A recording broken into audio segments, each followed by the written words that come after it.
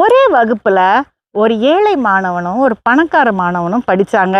அந்த பணக்கார மாணவன் அடிக்கடி பொருட்களை கொண்டு வந்து அவனுடைய வகுப்புல காமிச்சு, எங்க பெரிய அண்ணன் இதெல்லாம் வாங்கி கொடுத்தாரு, அங்கேருந்து வாங்கினாரு, இங்கேருந்து வாங்கினாருன்னு காமிப்பான்.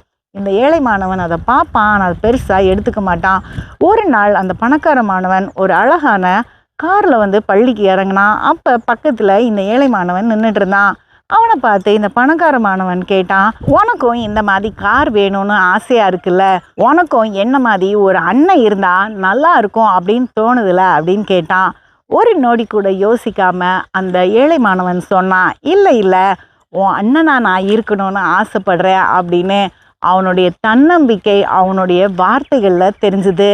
இதே மாதிரி தான் நம்முடைய வார்த்தைகள்லையும் நம்ம செயல்பாடுகள்லையும் தன்னம்பிக்கை இருந்ததுன்னா வாழ்க்கையில் நம்ம ஜெயிக்கலாம்.